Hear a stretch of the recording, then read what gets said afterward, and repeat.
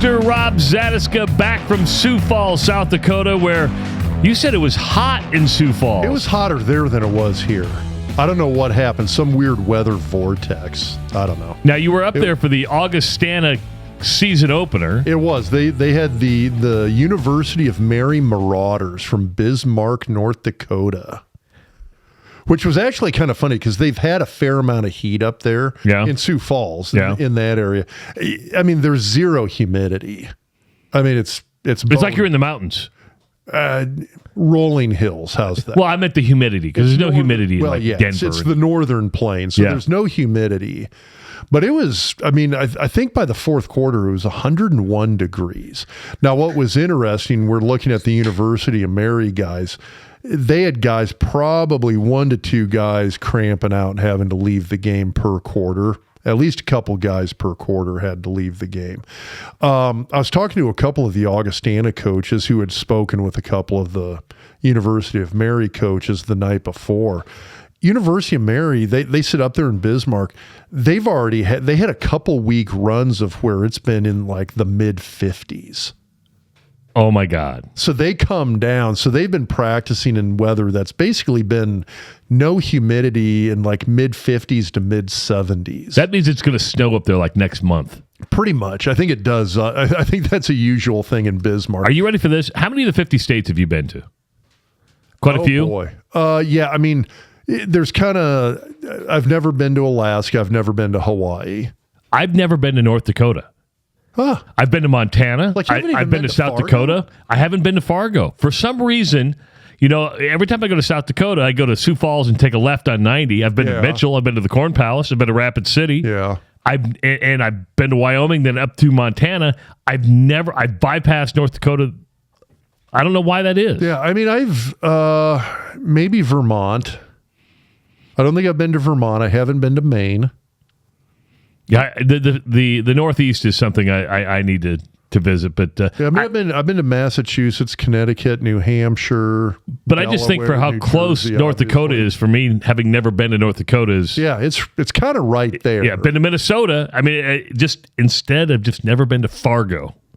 Yeah, or Grand Forks. I'm trying to remember if I've been to. I don't think I've been to Mississippi. Really? Now, I've been to Mississippi several times. I know people there through you. I've just never been. It's a beautiful state. Now, and I would say the western half of the state is more beautiful than the eastern half of the state because it's just got more trees and stuff. But if you went to Oxford, Mississippi, where my daughter lives, Oxford is one of the most beautiful towns in the world. I was talking to a guy this weekend. I was telling him where my daughter works, and he's like, I'm actually going to Oxford to watch a game. I go, well, is your son going to go to school there? No, we're just going to Oxford to tailgate because the Grove is known for tailgating. Legendary for that. My good buddy John Walters is the play-by-play voice of the Iowa State Cyclones, and he posted a picture yesterday as Iowa State was playing Northern Iowa, and he's like, we've never lost a tailgate. And they have really nice tailgating in Ames. I mean, it's packed. The lots are great. The setup there around the stadium is beautiful. It's perfect. It is perfect. Tailgating. But I wanted to say, John, you've never been to the Grove in Oxford. They just do it different down there. And it's like this Southern schools do it differently. They do. I mean, as far as being football fans go, I love the fact that Nebraska can suck and people are still showing up 20 years later. True. But it's in terms of how people do things in the South.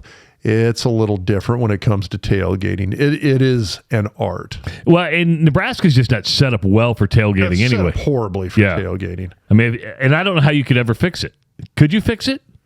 I mean, you would basically have to tear down half of downtown Lincoln to do it. And when I say that, I mean that was tailgating. I mean, when I was a kid, when I was in high school, when I was in college, when you thought of tailgating for Nebraska football games, it was you'd go find a bar and grill downtown and hope to God you got in, because everybody would pack into all the bar and grills downtown. That was tailgating for Nebraska games. It's gotten a little bit better now, but I mean, when you're sitting here and you're going, it's gotten better, but it's nothing like Ames, Iowa. That's not a very affirmative And it's not a knock on Nebraska, because I do think Husker fans make the best of the situation. They find a way to tailgate. And if you wanted to let us know where the best tailgate in Lincoln is, docsports@gmail.com will take that.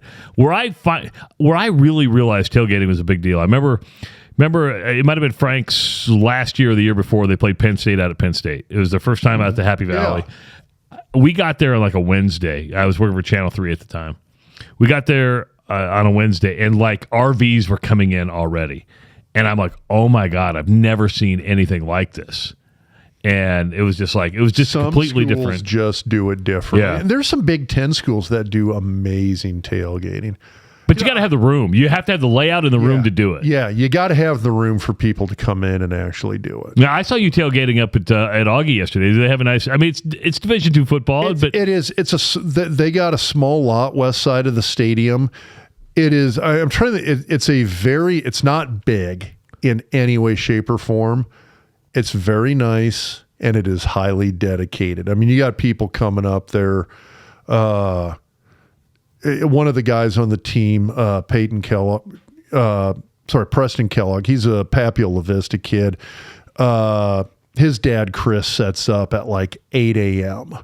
Oh wow! For a 1 p.m. game, like he's got the Blackstone up and going at 8 a.m. in the morning. I mean, it's pretty impressive. So, okay, let's have a little debate.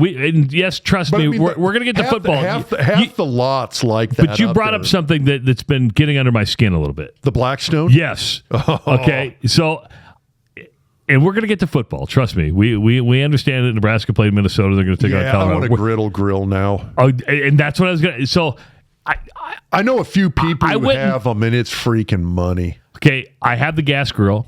Yeah. I went and got the Traeger. And Owen, you love your Traeger. Owen, you'll attest to this. The Traeger's a real deal, isn't it? You like the Traeger. Yeah, Traeger's got good stuff on it. Yeah. I mean, so we like the Traeger. I see this Blackstone thing, and I'm like, do I need the Blackstone? And I don't know. To me, it's just a big, it's like I'm working at a restaurant. Yeah, it's a big griddle. Yeah. It's the thing that's kind of nice about it is that, man, you can do almost anything on it. I mean, you can do stir fry. You can essentially grill on it. I mean, if you think about most restaurants, that's frying a steak. That is frying a steak. No, and I'll give you that. I don't know many people who do steak on their Blackstone. But if you can go out there and do like a shrimp or chicken fried rice at a tailgate if you've got one of these things. Okay. But you can just get the griddle griddle and put it on your grill. Yeah, you can. About the only downside to that, though, is if you want to flip back and forth between the two. But yeah, you do got the versatility with that. The thing with the Blackstone is that they've made it. It's packable. They've got the small tailgate ones. Chris up to Augie. Chris brings like the full size one up. And you can actually, he tells people, hey, if you've got something you want me to grill, season it up, pack it up, and I'll grill it up for you. Wow. Yeah, it's just what. But it's a nice set. It's not big, but it's a really nice setup. And the people who tailgate, they get after it. It's one of those places where you go where if you walk through the parking lot and you don't sample everybody's food, they're offended that you didn't try their food. So which is awesome because you walk out of there just bursting. See, but I'm still stuck at the Blackstone thing because I look at my backyard. I'm like, okay, I've got the Traeger in the right place. I've got my grill in the right place. I just don't have room for a Blackstone. I'm like, you know what? I'll just come to your house. Really dedicated. Yeah. You will make room for it. So what you're saying is I'm not a dedicated person. That's what I hear you saying. You've got to commit, Travis. Got to commit. Now, everybody I've talked with, I got a couple of people I work with who've gotten the Blackstones. I'm yet to meet anybody who has it and doesn't like it. You're going to make me go spend money, aren't you? You're going to make me spend money. Yeah, I'm kind of liking the Blackstone myself. So we are drinking beer today, and Rob picked out the beer, and this is still from Jason Werner. Jason, who was watching behind the point spread the other night. We'll talk about behind the point spread a little bit later on. Mine is from Illusion Brewing Company, and you know me well. You picked out the Red Berry Sour Ale, the fourth wall. Fourth wall. It's got Deadpool on it. I love it. Breaking the fourth wall. I'm a big fan of the sours. You know that. This is 6% alcohol. Absolutely love it. I grabbed myself a couple other ones for later. This is from Ellicottville Brewing Company. I don't even know where that's at. I think that's another Pennsylvania. Oh, is it? That's the Strawberry Crunch Bar. Nice. That's a 6%. And then to finish up strong later on, the Sour Monkey Sour Triple, 9.5%. There you go. I went with the... I'm going to be drunk by the end of this thing. I went with the... it's Trogs. Is it Trogs or Trogs Brewing? Troeds. I have no idea. It's a Hershey, Pennsylvania beer. Is it chocolate? We've had their beer before. Okay. So Jason always throws a few. Every time he does the care package from PA, he always throws a few of the Hershey companies in there. So this is Nimble Giant, which it's one of their once a year series. So a lot of all these craft breweries do like their special runs. It's one of their special once a year runs. It's a double IPA, and this one packs a punch. It's a big beer. It's freaking delicious. I love IPAs. I love double IPAs. So. But you're a sour guy too, right? I do. I knew you liked it, so I grabbed you that one thinking, okay, well, this would be travel. What are you drinking back there, Owen? Looks like a Lost 40 Brewing Rockhound IPA. Wait, where's Lost 40 out of? Looks like Little Rock, Arkansas. Oh, so that was from our buddy who's working up at Prairie Meadows in Des Moines. He lives in Arkansas, and he brought up a bunch of Arkansas beer. We're finally getting to the Arkansas beer, and you'll see Owen back there. He finally got his Betfred shirt, so they took care of him. He got a care package from Betfred. You're now an official member of the team when you have the Betfred polo. Betfred's taking care of us. See, yeah, you should feel special, Owen. Yeah. Yeah, see how convincing he was in that? There was a lot of tailgating in Minneapolis. A lot of Husker fans went up to Minneapolis. I knew a ton of people who went up. And for the most part, the reports were it was a good atmosphere. It looked like a good atmosphere. Yes. I'm yet to hear anybody talk bad about the Minnesota fans. But, Rob, the result was the same. I mean, you get to the fourth quarter, Nebraska turns the ball over. Things that you thought could be corrected would be corrected. Weren't corrected. Yeah, I don't know, but that stuff, I don't know if I thought that was the stuff that's going to get corrected freaking week one or even year one. Really? Because I thought it was, again, I thought it was more of a culture problem. I did. I thought, you know what? Once you get the culture corrected and some expectations out there, everything else would fall in line, and I'm wrong again. Yeah, I get it. I don't think you fix these problems overnight, though. In game one of year one, okay, but you have a new quarterback. Overnight, you have a new quarterback, and he's doing the same problems as Adrian Martinez did, as Tommy Armstrong did. Yeah, I worried more about Adrian fumbling than I did throwing picks, to be fair. But just my like right off the bat gut feel. Number one, this was a game that I think you and everybody else had picked as a loss. True. So I think the reason it pissed everybody off and everybody was so damn upset because they had it won is we're sitting there and they're going, holy shit, we're going to win this. And they should have. There's some stuff that did bug me a lot about this game, and we'll get into that. Couple of things I was impressed. Okay, number one, things I was very impressed with, which I'm just going to hit this right off the bat. We totally forgot to do grades after the game. Yes, we did. So normally we would have put this out there like within hours. Yes. Special teams, spot on. I thought special teams was an A. I thought they did very well. I'm convinced Tristan Alvano will end up becoming Nebraska's all-time leading scorer. Wow. By the time he's done, if he plays 4 years and doesn't get picked up as an NFL draft pick, he's a guy that I think is going to become Nebraska's all-time leading scorer. And that's a kicking thing. You're going out there for every extra point. You're going out there for field goals. Kickers rack up a lot of points. He's in position to do that. He's the kind of guy that I think could do it. mentally strong kid, and that's what you want out of a kicker. Great athlete. He was an all-state soccer player at Omaha West Side. So, I mean, in terms of overall athletic ability, the athletic ability is there to succeed at that position. The mentality is there to succeed at that position. He's a kid that I think can do great stuff. But the special teams on the whole were outstanding. The kickoffs were money, and again, that's Alvano. The kick coverage was outstanding. They did a very good job with kick coverage during the game. I was impressed with that. So there's some things that I have seen that have changed, and I think are going to be a strong suit for this team going forward. And special teams is one, and that's something that has been bad for Nebraska in the past. And I didn't see any major special teams miscues in this game.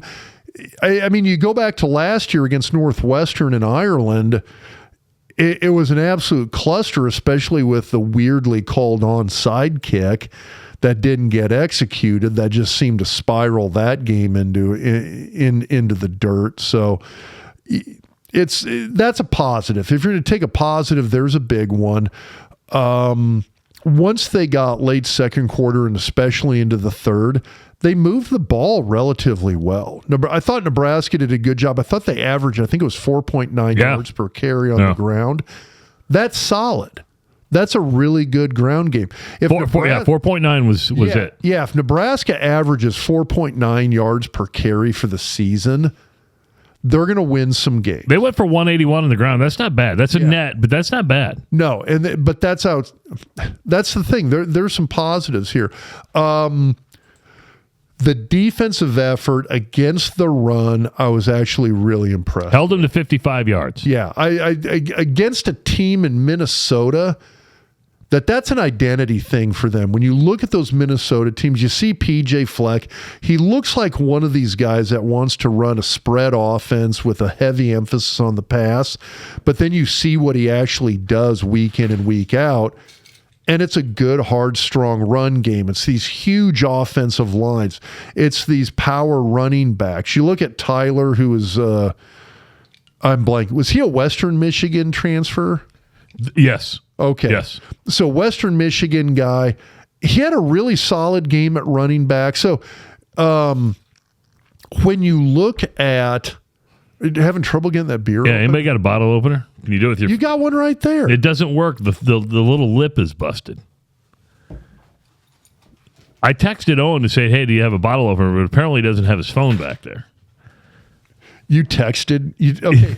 He's like 9 feet away from us. Well, I wasn't going to get up and leave the camera shot. But you've got like the Swiss Army knife. Leather, man. Keep that out because I'm going to need it one more time. It's not a very good bottle opener. Well, if you would have got the Swiss Army knife, it would have got it one. It's the Leatherman Micron. It might have been operator error, truth be told. No, but anyway, I thought Nebraska defensively did very well against the run. Now, and that was the thing that not a fan of the. No, it's just different. It's just different.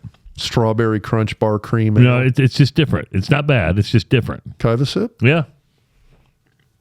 Think of those ice cream Nestle. Yeah, the creamsicles. Well, no, the strawberry like crunch one. That's kind of what it tastes like. I mean, they got the taste down right. Just going from an extreme sour to that. Damn, that's a dessert in a bottle. It is a dessert in a bottle.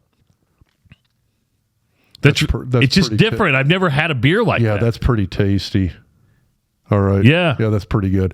No, but the defense played great. The thing that was surprising to me is when you look at some of these defenses where you see a 3-3-5 defense, which again, it's basically a 3-down.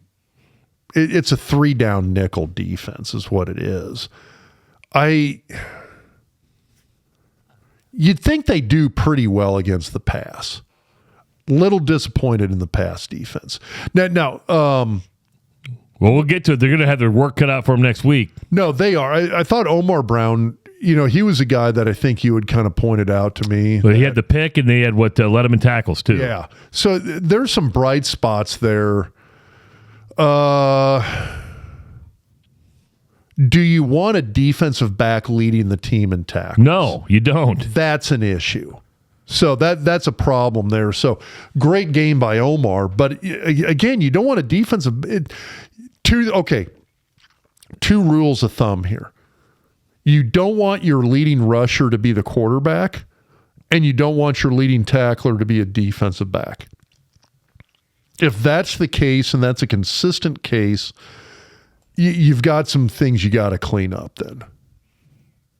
100%. So defense. I mean, that's the thing. I was a little worried about the defense there. The passing game for Nebraska. Who boy, brutal. Brutal. It is all or nothing. It's great passes, great catches, or it's interceptions. There's no in between.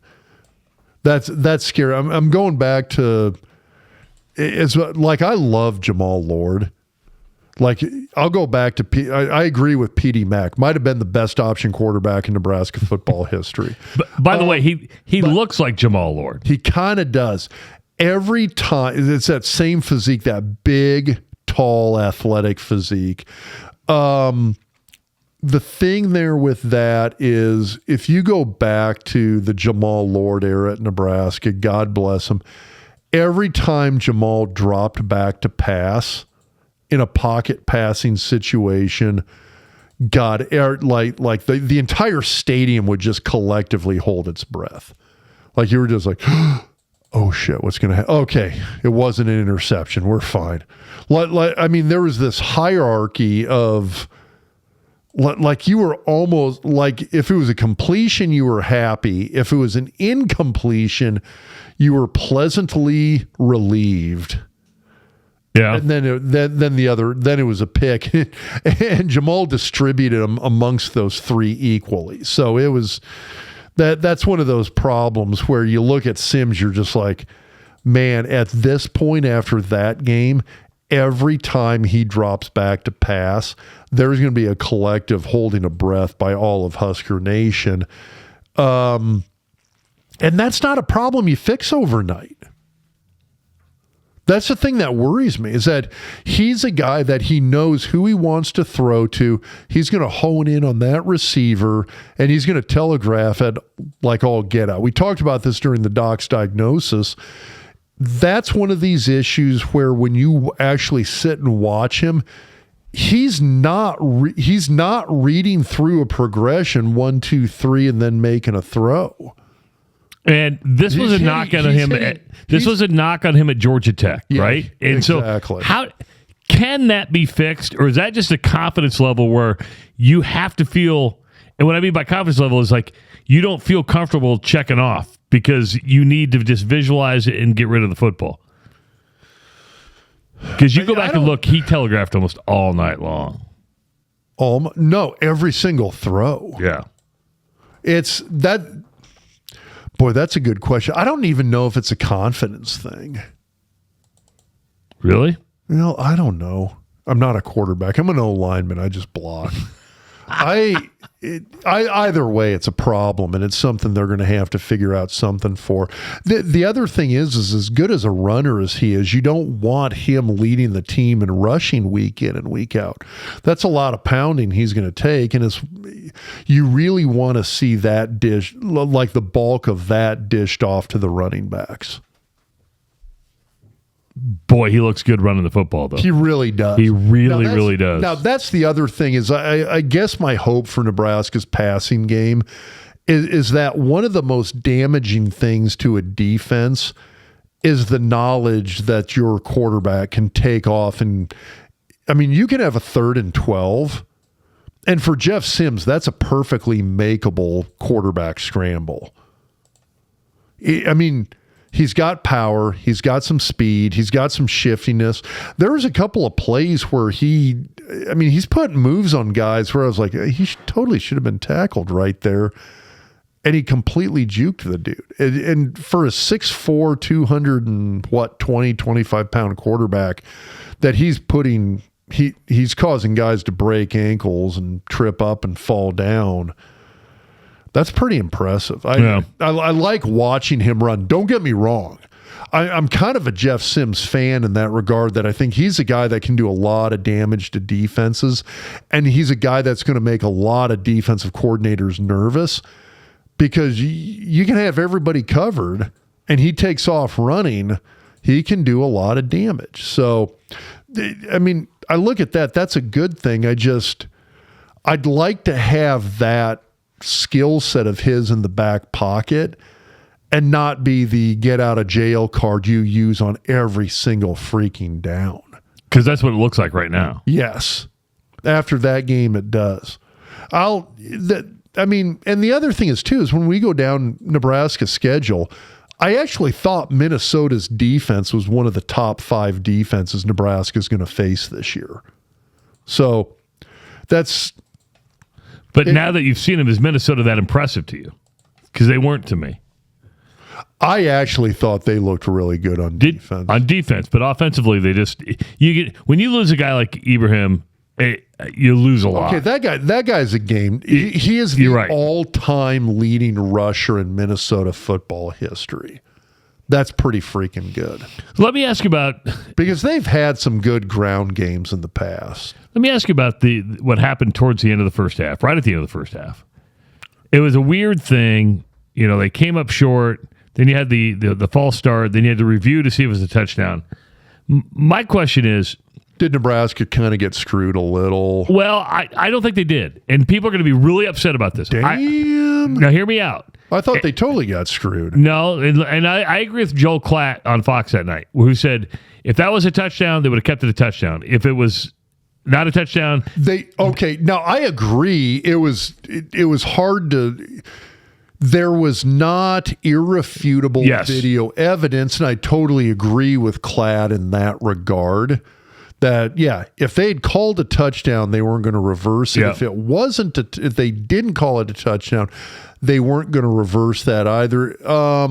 My problem is when I looked, I actually thought it truly was a touchdown, and I thought they had good video evidence to overturn it. I thought there was a slight angle, and it's just one of those things where you're like... It's not perfect. We're watching it, and my wife made the point. She was like, can they chip the ball? Well, she brings up a good point. And as you're watching the U.S. Open tennis tournament, if you happen to watch it...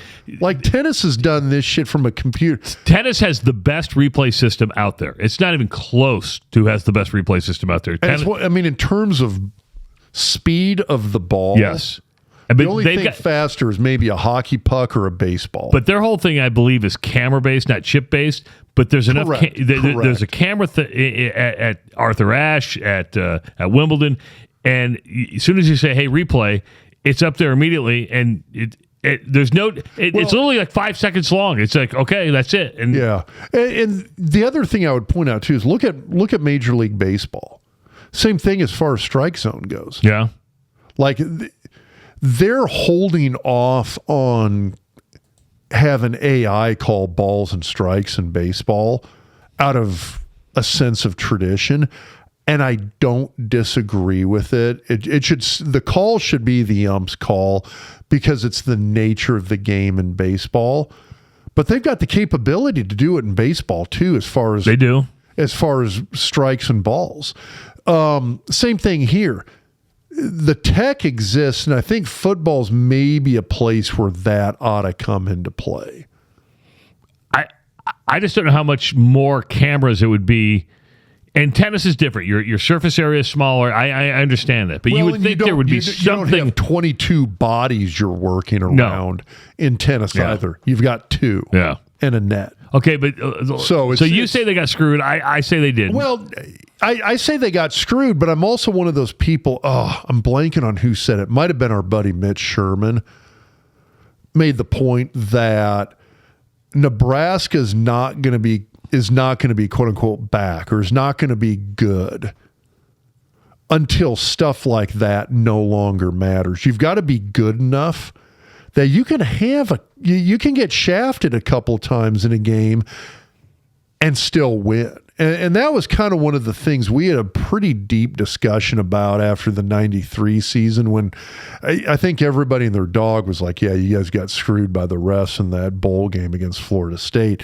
Well, after that game and in that following off season, kind of the mindset of the team wasn't, hey, we got screwed. The mindset of the team was, man, we got to get good enough that we can overcome the occasional bad call. Because guess what? Bad calls are always going to happen. They are. It's like it's part of all of sports. If I saw another tweet, Facebook post, anything about the Minnesota touchdown pass where the guy clearly false started. He was doing that the whole game. But I believe Nebraska got away with the pass interference earlier in the game. It works both ways. Usually, if you were to go through and watch, it usually goes both ways. Totally was pass interference on Nebraska. Yeah, I don't deny that. It does go both ways. I truly think most officials, most games, are really trying to do a damn good job. If you don't, they're graded. They are graded. They want to keep their job. They are trying to do the right thing, and they're trying to do as good a job as they can. If you've ever been out there, if you've played the sport, the speed at which that happens, like, there was the one face mask. It was early on in the game. Okay. Am I remembering that correct? I thought there was a face mask. One I thought you were thinking about was later on in the game. Yeah, it might have been. There was a blatant face mask. It was on Tyler, Minnesota's running back. Okay. Well, not the penalty beat. He was the one. He was what? No, that was actually later. I think that was in the fourth quarter. Rob. Okay, so he was the one who got face masked. It kept a drive alive. And when you watch that in slow motion, the thought that goes through your head is, oh my God, what is the defender thinking grabbing his face mask like that and holding on to it for so long? I've been in those situations.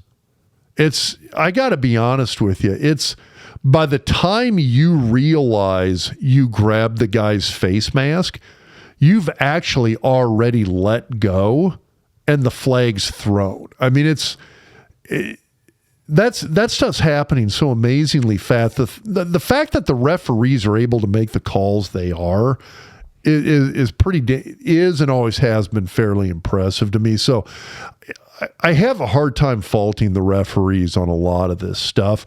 The bottom line is, and like I said, if it was Mitch who pointed this out, if you want to win football games, you've got to be good enough to overcome some bad officiating calls, because bad officiating calls are going to happen at every level. You just got to be able to overcome that. And you can't bitch about them on social media. Okay. Well, you can. But it makes you look stupid.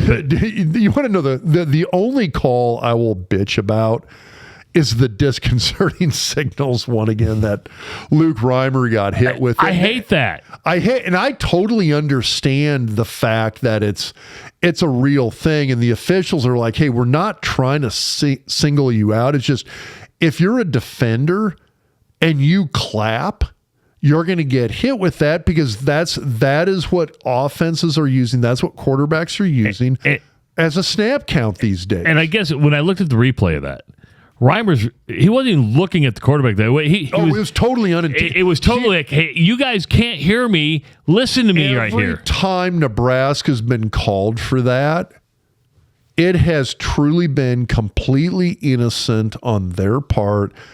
They were just trying to get the other dude's attention. Yeah. I want to go back to the interception right before halftime. The one in the end zone? So the play comes up short, an inch, a centimeter. They don't call a timeout there. They had one left. Tell me why you don't call a timeout there. I thought that was I don't know. Bad call so there was a couple of times where I'm sitting there watching the game, and it is kind of this, okay, that's a little bit of some sketch coaching there from a situational awareness standpoint. Call the timeout. Yeah. Figure out exactly what you want to do. Just last week, we were talking about how Matt Rule talked about his players understood situational football at that point. and there wasn't anybody watching television. And then you see going, coaching call timeout. Yeah, then you're sitting there going, from a coaching standpoint, where's the situational awareness? Should have been a timeout in my book. Okay, I just wanted to make sure we're on the same page. There's some of these situations where I almost kind of wonder the coaches are like, let's not because if you call a timeout, it's good for you, but guess what else? You're giving the defense that's a little fine, but you jumped off you jumped off sides, or you had a false start, and then which that's a little hindsight, because in my book that's one of those, the old line shouldn't be jumping anyway. Well, but we're talking about Nebraska. Well, that's true. So I get it. I thought the correct call should have been to call timeout. Yes. The hedging the bets, the benefit of the doubt there is that, hey, if you get up and try and run another play right away, it's a major stressor on a defense to do that. And I understand that as well, that you're forcing that defense to adjust to what you're doing. You're forcing that defense. The defense's entire everything they're doing is reactive. And that's a good thing for an offense. It's just you can't make those peripheral mistakes like jumping off sides then. So before we transfer to the Colorado game. Well, hold on. Okay. Go ahead. Well, no. The floor is yours. The other point where I said there was kind of a situational awareness thing, you get into the fourth quarter, Nebraska's got a first down, and they take that shot down the field.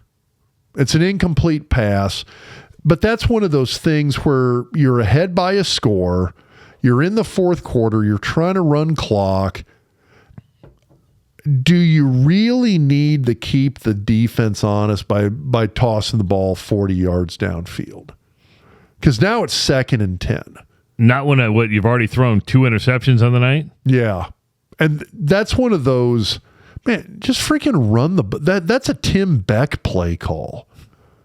By the way, he had UCLA on the ropes over the weekend for Coastal Carolina. I get it. I'm just saying the situational awareness kind of stuff with some of these calls that you're sitting there going, okay, we're trying to burn clock. We're up by a score. We kind of got Minnesota on the ropes. Run the ball on first down. Have a zone read where the quarterback's got. He's got, or maybe even do an RPO. I mean, just something that gives you some because you're getting 5 yards a pop at that point. Going back to what you said, you're getting 5 yards a pop. Yeah, you're at worst case scenario, you're probably going to come up with a 2nd and 5. Well, guess what? 2nd and 5 looks pretty damn good when it's fourth quarter and you're trying to burn the clock, because guess what? You run it again. Statistically, you're getting a first down. Worst case, you're going to end up in 3rd and short. It's going to be 3rd and 2, 3rd and 3, and you've got there's the 2 largest sections of a playbook are 1st and 10 and 3rd and short. Those are the 2 sections of a playbook that have the most options listed out. So if you get in 3rd and short, 3rd and 1, 3rd and 2, 3rd and 3, and if it's 2nd and 5, you only need 2 yards to get the 3rd and 3. So you've got a ton of options to play with at that point. Get to 3rd and short, and man, all of a sudden the defense is sitting there going like, God, we have no clue what's coming. This might be a bootleg, it might be a counter, it might be a spread option, RPO. It's just, there are so many different things an offense can do in 3rd and short. You can do okay. You've got a 6'4", 220-pound quarterback. Quarterback sneak is an option on 3rd and 2. Absolutely. Well, he'd get it. Yes. He just has to fall forward. He's going to get the first down. So that's an awareness thing in that situation. I understand hey, Minnesota's defense is, we've been getting 5 yards a pop at this point. Let's put the ball downfield and put a nail in the coffin. I think the better nail in the coffin is burn time get another first down, get another first down after that, which my son's up in Augustana. He played with Tristan Alvano in high school. My son's sitting there like text screaming at me, they're within Tristan's range, just kick the field goal.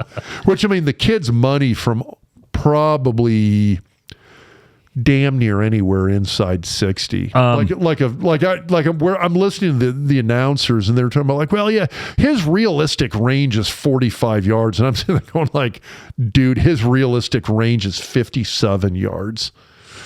Anthony Grant is taking a hard time over the fumble because he was known to be fumble prone going into the game. And people are like, why is he in that situation? I've looked at it 100 times, Rob. They just got punched out. I mean, it was a great play by Minnesota. I mean, could you have done anything different? I mean, it really was just, if you watch it, you're like... That's the big question is, would any other running back have held on to the ball? I don't think so. It was a perfect punch by that dude. I'm not sure I fault Anthony Grant on that one. Would Gabe have held on to the ball? Would Ramir have held on to the ball? I don't know. It happens, so it's hard to go back and second guess. Yeah, I mean, a fumble when a ball just kind of falls out of your arms, you're like, okay, The question is that you've got a guy that has a history of having fumble problems. Yeah. So it's hard to overcome that mentality in that situation. So I do understand the criticism that when it's crunch time, it's fourth quarter, you're trying to burn clock. You're trying to get downfield. You're trying to get one more score to put this game away because a field goal wins it. Yeah. If Nebraska kicks a field goal at that point in the game, they win the game. Yeah. So I mean, to me, the interceptions were worse than the fumble because the one interception takes away a touchdown. The next interception happens with a minute to go in the game that you're almost in field goal range for. Yeah. I mean, the interceptions were far worse than the fumble. I will definitely give you that. Okay. I think the bigger criticism has been, why did you have him in the game as opposed to Gabe? Maybe you just felt comfortable with him. I mean, it's possible, and it might be one of those things that, I mean, from a coaching staff standpoint, they're sitting here looking at this as it's game one. We got to figure out what some of these guys can do. And I'm not sure I have a problem with that argument if that's what actually was happening, that the coaching staff is looking at these guys going, we got to know what Borkerker can do versus Fedoni. We got to know what Gabe Irvin can do versus Anthony Grant. Irvin was averaging 8 yards a carry. Yeah, I was kind of hoping he would have been the guy in there at the time. But we pointed out, we talk about this in the Doc's diagnosis, that would have been a 7-yard gain if he had not fumbled. Yeah. So, I mean, there you go. When mistakes happen, it's easy. Sometimes it's blatant. It's easy to put on blinders and look at it as an isolated event, and I'm not sure that's the best way to evaluate these things. 100%.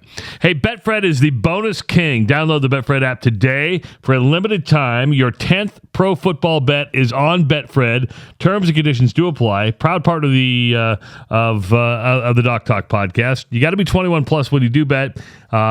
Wages are only accepted where Betfred is operating. So if you're in a state where Betfred is operating, that's where those bonuses are good.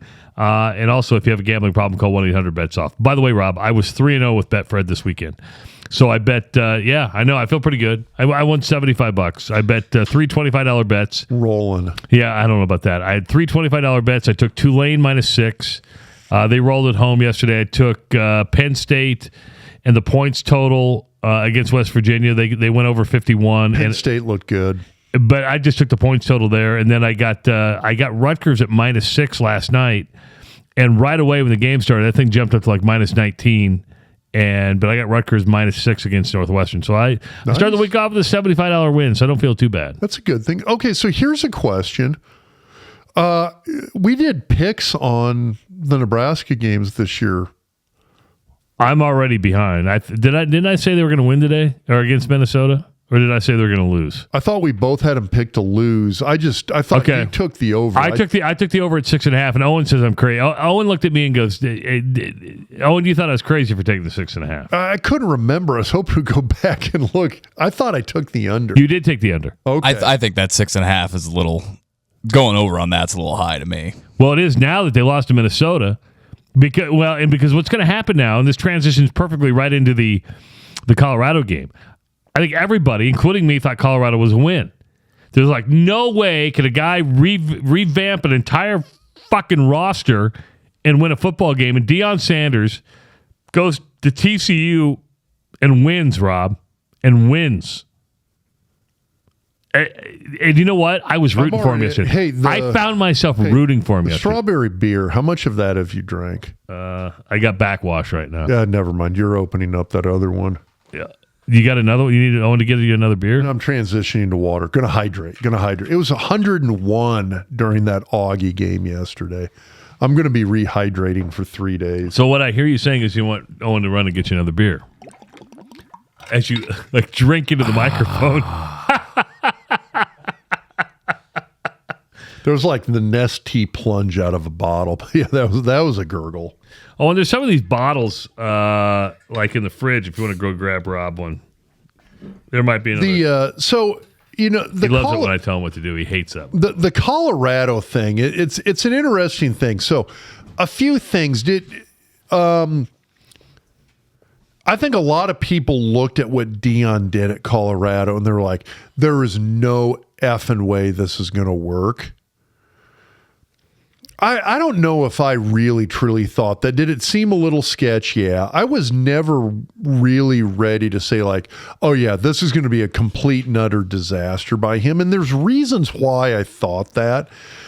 When you're looking at let's look a little track record here for Deion. So he had 3 years as a head coach at Jackson State. Yeah. And I understand you're jumping divisions. If you really want to split hairs, technically, well, there's kind of like Owen, you're a gentleman.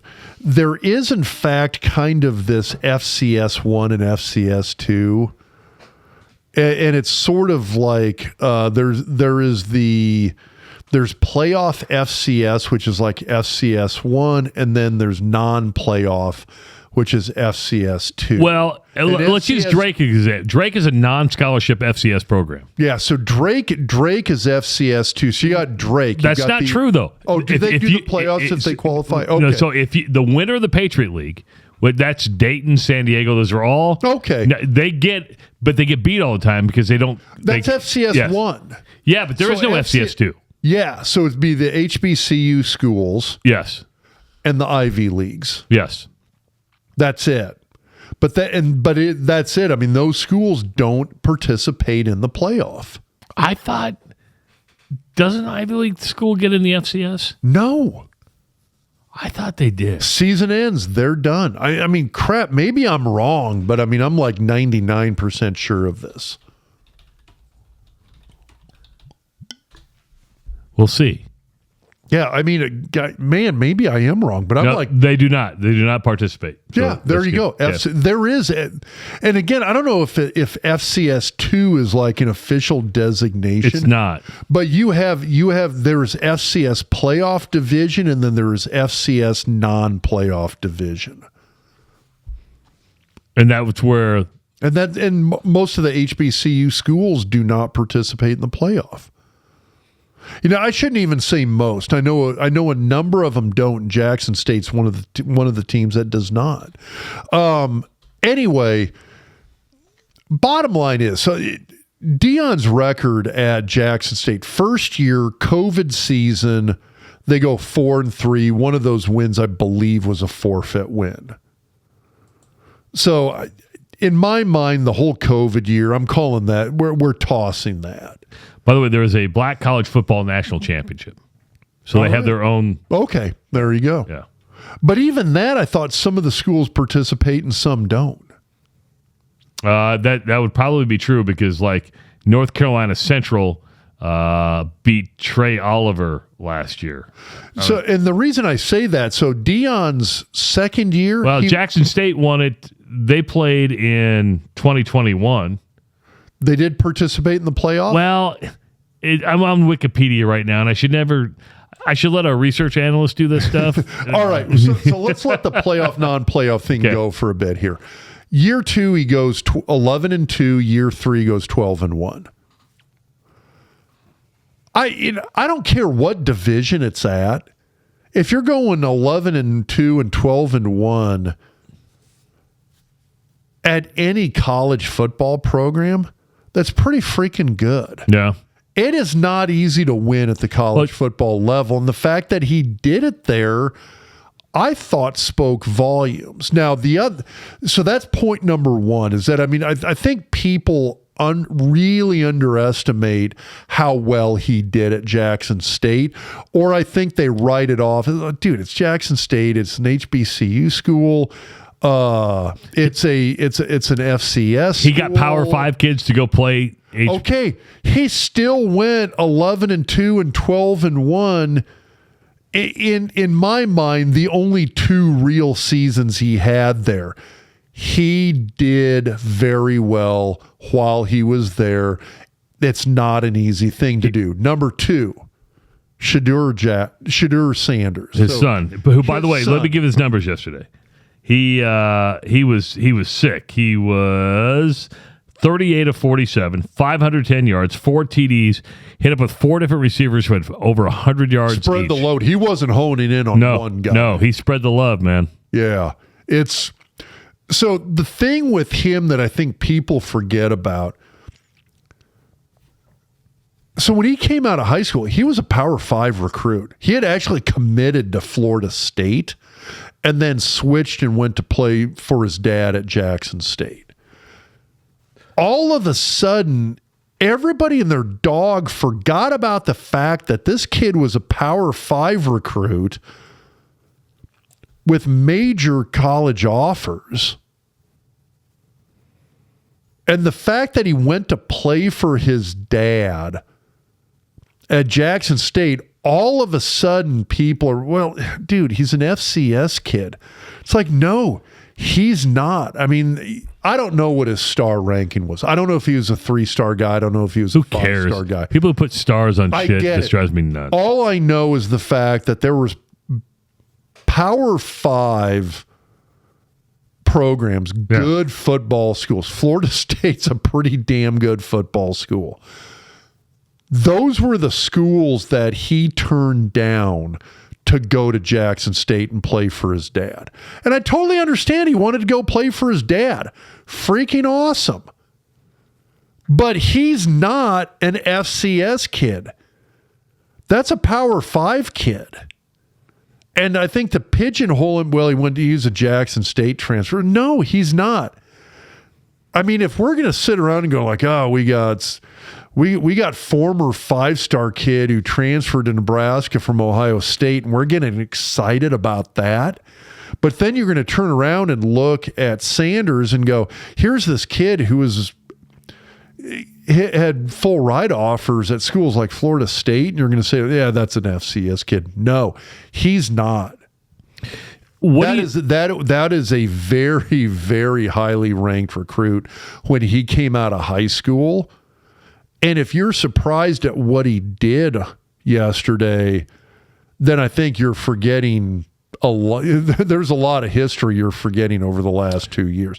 Now here's the third thing. Sorry, okay. I'm on a roll fine. now. You are on a roll. When you get on a roll, you can't stop. So number 3, number 1 is don't discount what Deion did at Jackson State. Number 2, don't forget about the fact that Shadur is not an FCS kid. That's a Power 5 recruit, and he was coming out of high school. His dad just happened to be at an FCS school, and he wanted to play for his dad.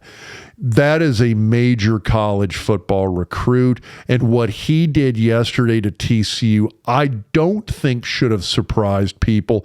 The third point that I was going to make is that the knock against Deion is that he came in and completely just... He blew up the roster. We're talking about 80-some new players. completely. I watched Colorado play last year. I watched the Colorado, I thought it was TCU game last year. They played last year. I believe so. I watched at least one, probably two other games that Colorado played last year. That was a disaster. That Colorado roster was amazing. They did not play last year. Was it the year before? Oh, hold on. What was Colorado's schedule last year? Colorado, they did. They lost at home to TCU. Okay. 38-13. Okay. Lost at home to Air Force 41-10. Lost at Minnesota 49-7.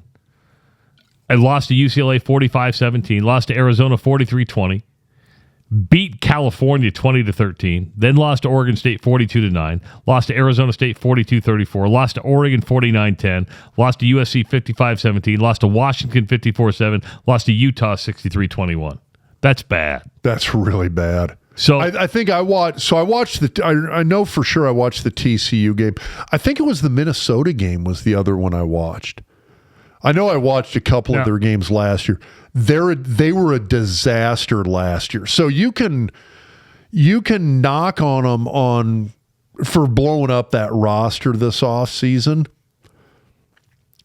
They might have been that bad last year, and the fact that Dion blew up that roster and completely flipped it, I think people look at that as a negative. So, that might have been a major positive for him to do it. They truly might have been that bad. Well, people didn't like it. He was like, you can't do that to college kids. Here's the deal. These college kids are now professionals. You need to understand that. You can say they're college kids. A lot of them are. Some of them are not. At that level, they are. If you're in a Power 5, Power 5 school, I think that's an understanding you are getting paid. If you're a kid coming out of high school and you're going to go be a D1 recruit, and I'm not talking about the guys that are like, hey, I grew up in Nebraska, I want to walk on and play for Nebraska. But what I'm saying is if you are a Power 5 scholarship recruit, I think part of the package deal, it needs to be an understanding that's part of the deal. When your head coach shows up and says, I'm bringing my own luggage, and his name is Louis, that tells you what his intentions are. Yes. He's going to go get played. Understand that all of a sudden, yes, to a degree at that level, you're a commodity. That was something about the NFL that I know a lot of guys did not like, that there was a ton of guys went through that pre-draft process. You'd go to the combine, you'd have the pro days, and you would then, before the draft ever happened, you'd pull out like, I'm done, I'm not doing it. And for a lot of these guys, it's just like, God, you feel like you're treated like a commodity, and that was just something a lot of football players didn't, it just wasn't in their DNA. It's not personal, it's business. Exactly. And I think I went into it just assuming that's the way it was going to be. It was just like, all right, I'm a commodity now. I totally get that. If you're a D1 kid, especially a Power 5 kid, you better be prepared to have that understanding that you are now a commodity. And what happened at Colorado, this is not the last time this is going to happen. Now, here's the other thing. Well, because the reason people don't like Dion, well, you and I were talking about this before that we started. He's a disruptor. All the national media were like, you can't do that. Other coaches like, he's a disruptor. When you disrupt and differentiate yourself and make a paradigm shift with what the norm is, people go, you can't do that. He's like, yeah, I can. I just did it. I found myself openly rooting for him yesterday as I was watching, going, I want Deion Sanders to win. And it's just because when somebody tells you can't do something or you're not doing it the way tradition has always said, that's why I like Live Golf. I like these guys because they're like, I want to do something different. And I always like doing something different. I don't have a problem. Well, where the money's coming from is a little, there's some. Yeah, but when you join forces, you're a hypocrite at that point, which they did. Yeah. Okay. They did. Now, looking at Colorado next week, they put up a lot of yards, 565 yards. They held on to the football 34 minutes. That's a long time. Now, where Nebraska has an opportunity is Colorado defensively is fucking horrible. I mean, just really, really bad. They gave up 279 yards passing. They gave up 262 yards rushing. Yeah, that's a lot. And TCU was scoring about every time they had the football. Colorado just made key stops when it needed to make key stops. But defensively, Colorado, and even special teams, Colorado's not very good. Gave up a kickoff return for a touchdown yesterday. My hope would be Nebraska, at least on the ground, can move the ball. This is going to be a game planning thing. And well, here's the other thing. It's going to be a situational awareness thing. And we did not see outstanding situational awareness by Nebraska's coaching staff against Minnesota. We already talked about that.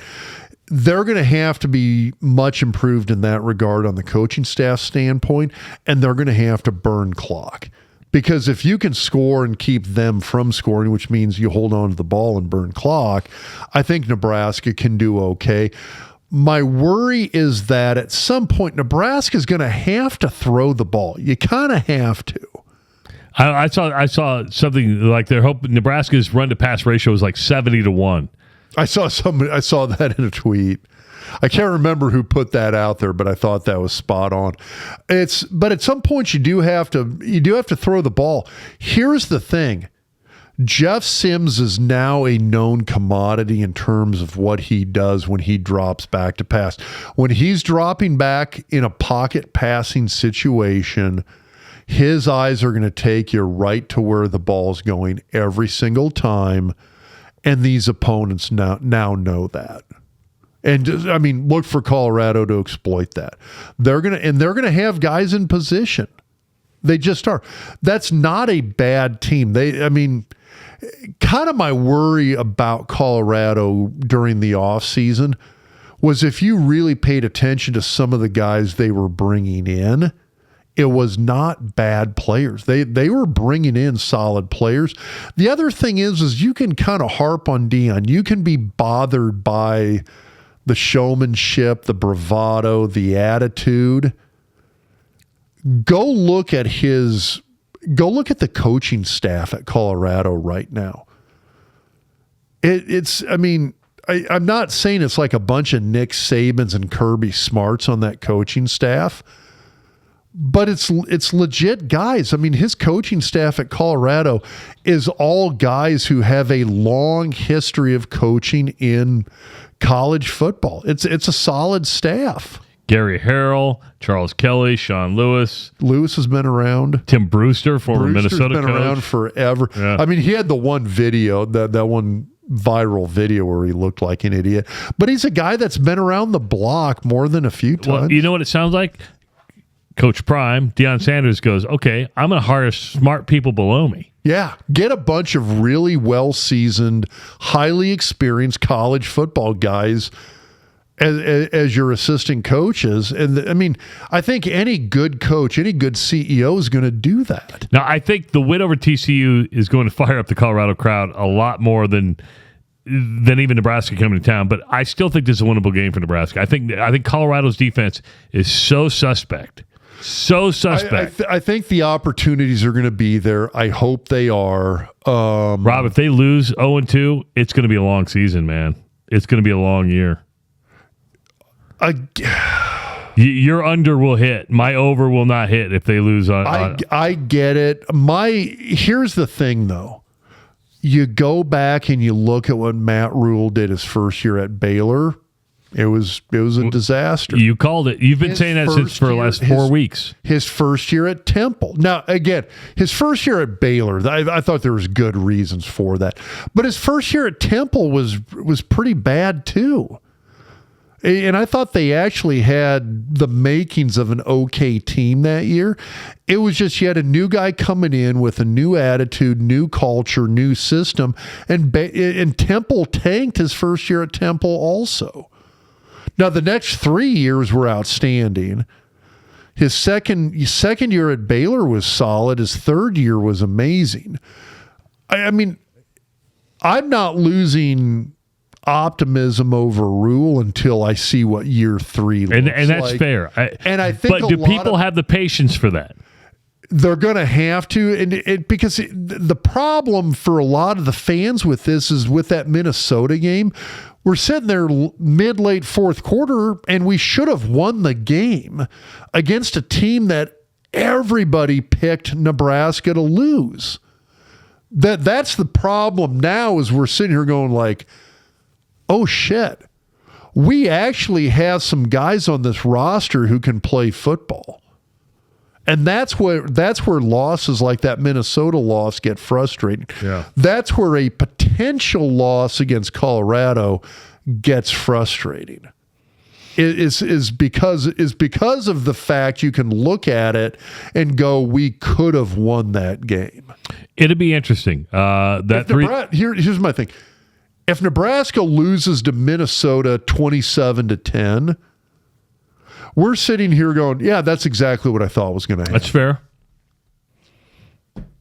But let's not, I mean, there's a curse on this team. Since 2021, you're 2-14 in friggin' one-score games. Little Red. We still got to get rid of Little Red. Amen, brother.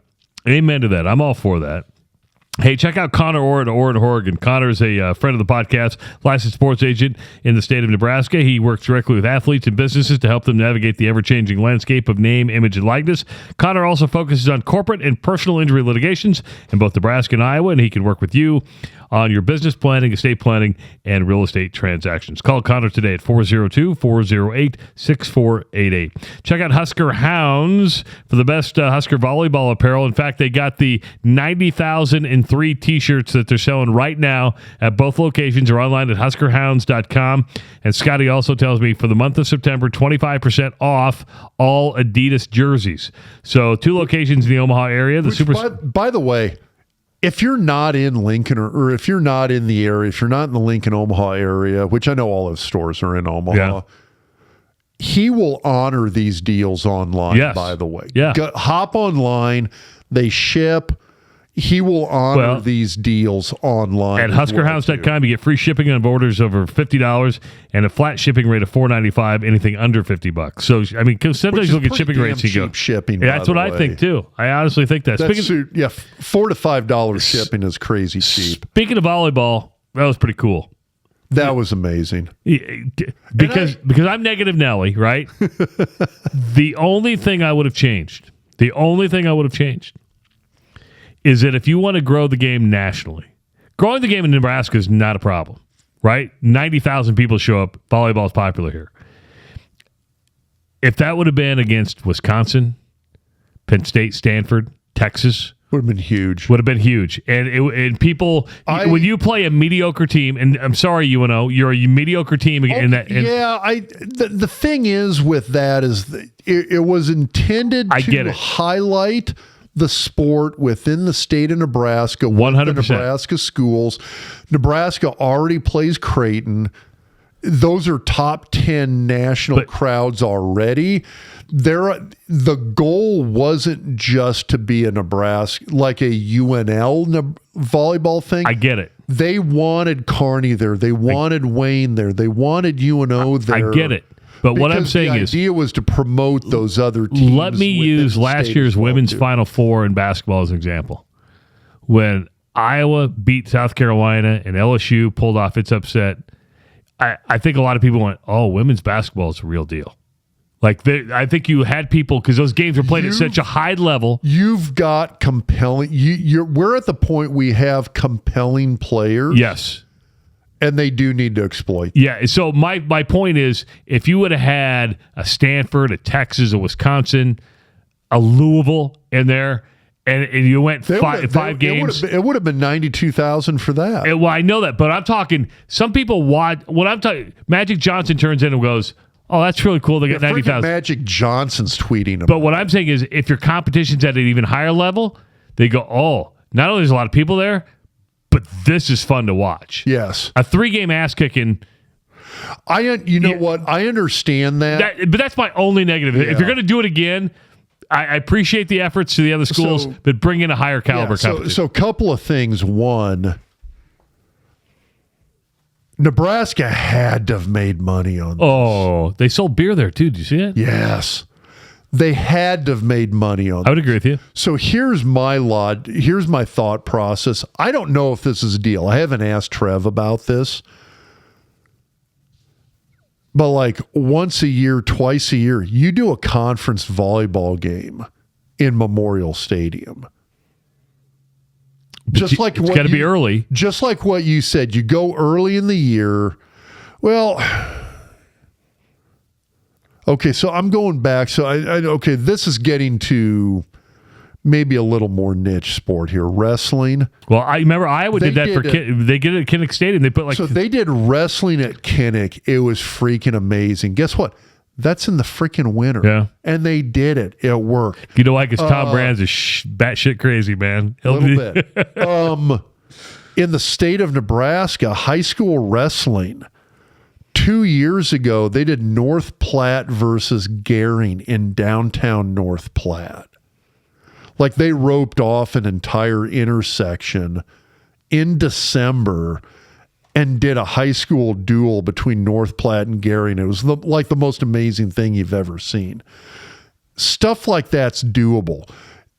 Okay, don't tell me those volleyball players aren't going to be willing to get out there in early October. Will a coach risk injury? It's going to be 70 degrees. Will a coach risk injury?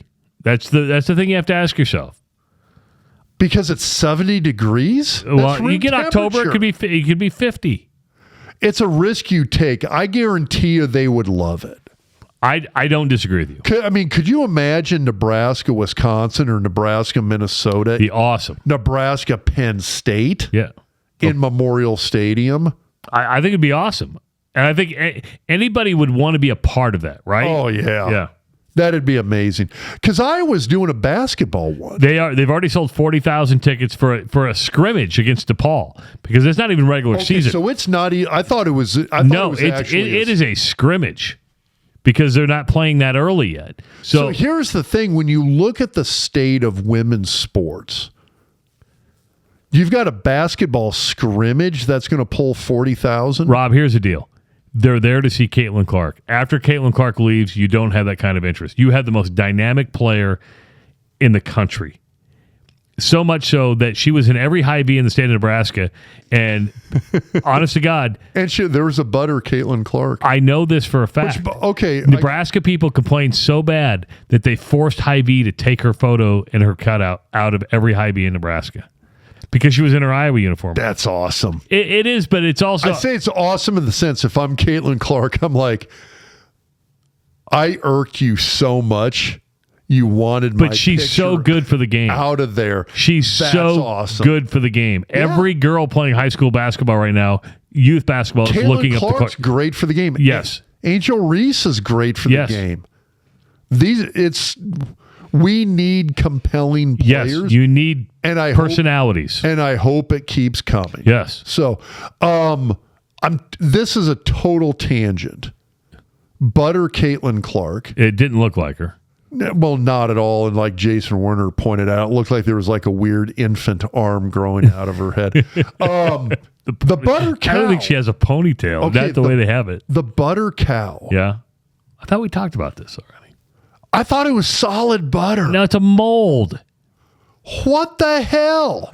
I don't know. A fucking chicken wire framed cow. It's like hodgepodge, right? You know what they call it?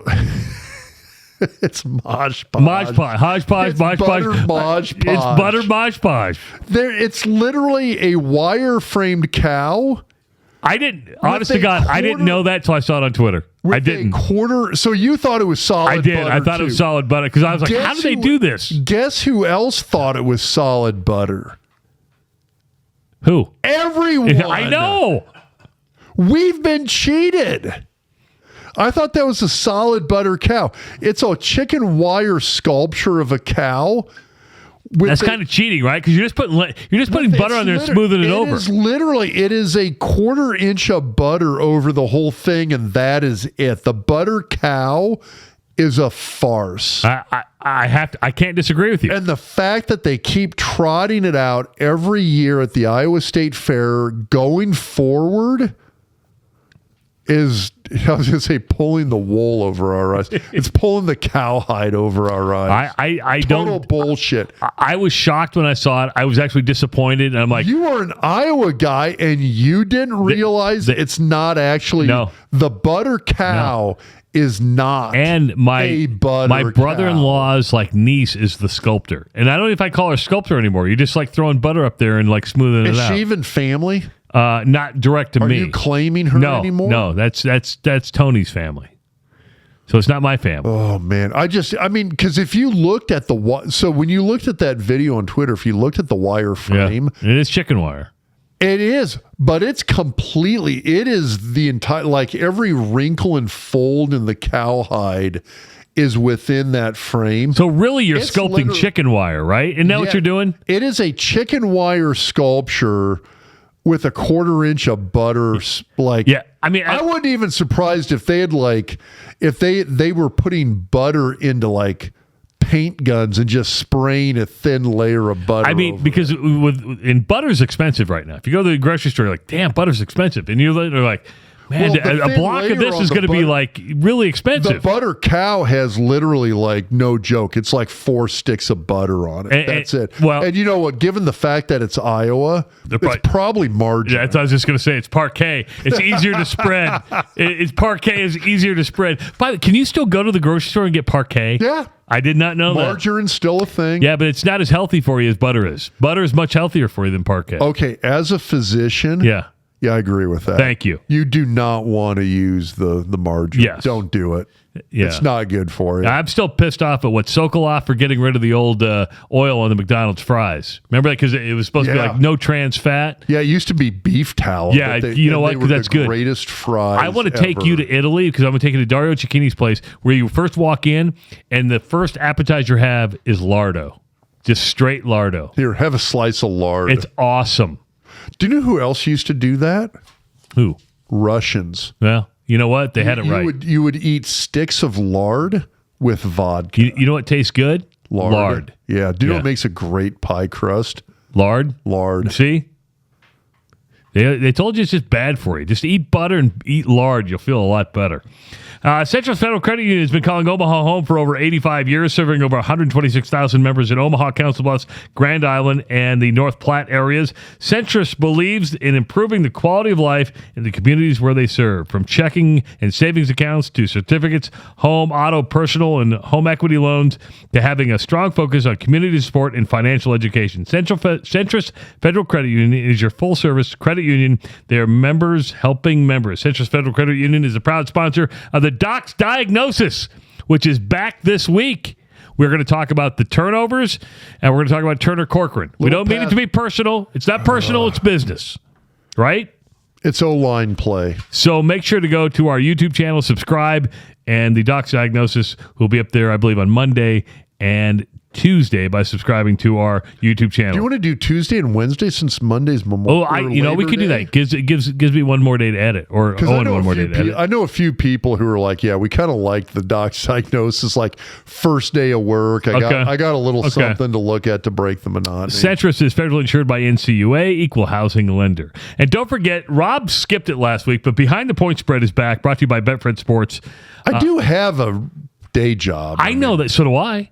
You're acting like, are you saying your job is more important than mine? Just because you have a God complex and put people asleep during surgery, Damn. Are you saying your job is more important than mine? You can open up the micro now when I can hear you're laughing there around the corner. Oh, that's good. Anytime I get picked on, my son likes it. I don't know why that is. Because he's normal. Yeah, that's fair. But Scott Spreitzer, we went about 51 minutes the other night. We did 5 games. Rob was busy. I was randomly running into people at the Augustana tailgate. Yeah. It was like, oh, we missed you on Spreitzer with behind the point spread. I'm like, shit, there's a lot of people who really like behind the point you know why? Spread. Because we cater to the gambling degenerates, right? And I'm okay. Okay, I would argue against that. Because I think gambling degenerates watch that show. Well, I think people who are very interested in gambling watch it. The thing is, if you watch Behind the Point Spread, you learn more about the statistical analysis of football from Scott more so than you were going to get from any other source. Okay, are you ready for this? I'm going to drive because you apparently didn't go back and watch the replay, and that's fine. You were busy this week. I had stuff going on. Who do you think? And Scott dropped this nugget on us, and I'll let Owen answer the question. Owen, so pot your mic up. Who do you think has more money going on them for the national championship than like anybody but like 2 other teams in the country, right? 4, I think. Or 4. Then 4 other teams. So I think they're fifth. Most money for the national championship. Florida State. Colorado. Okay, like I'm speechless. And they're beating Ohio State, I believe. More money on Colorado to win the national title than Ohio State. They have their over-under for wins is 3.5. Game, people. No, this is before the season. Before the game. Oh, really? Before this was on Wednesday. Yeah. People, fans are optimistic, I guess. No, it's one of those. You're sitting there, 5,000 to 1, 50,000 to 1 to win. Gotcha. But a boatload of money. It's the long shot that people are like, yes, I'll put $5 on that. Yeah. But then they go out and beat TCU. But everybody's putting $5 on them. Yeah. But it's more than $5 because when you have more money than Ohio State, that's a boatload of money. But Scott was great. Scott Spreitzer, originally from Omaha, moved to Vegas right out of high school. He's been a handicapper ever since. And if you haven't watched it, and the cool thing is, his people are now putting it on DocSports.com. So this is going to be like on one of the top Vegas websites out there. Nice. They're expanding the brand. And growing the brand. Growing the brand. We're all about growing the brand. And we're like marketers here, right? And that's what we like. You know who else likes it? Husker Max, because they're we like their brand and they like our brand. We do want to thank David Max for us. Joe Hudson for distributing this podcast. Head to HuskerMax.com for the latest news and opinion from a variety of voices. If you haven't followed Dr. Rob on Twitter, please do so on Twitter, or now X, at Doc Talk Sports. You can follow me at Travis Creates. It's Twitter. It is Twitter. Like our Facebook, and please subscribe to our YouTube page. There's a lot of good stuff up there, so check it out. Oh, by the way, we have TikTok now. TikTok. Are we going to be talking about a Nebraska win or a Nebraska loss against Colorado, Rob? Yeah, you know what? I picked them to win this one. I'm going to stick with it. I'm going to stick with it, too. I think I was not impressed with the special teams of Colorado. The defense was horrible. I think Nebraska's able to run the football. I think they run more than they pass. If they can clean up the turnovers a little bit, that's the difference maker. I'm with you on that one. We'll see. The game is Saturday at 11 o'clock in the morning on Fox. For Dr. Rob Zatechka, I'm Travis Justice. This is the Doc Talk Podcast presented by Betfred Sports.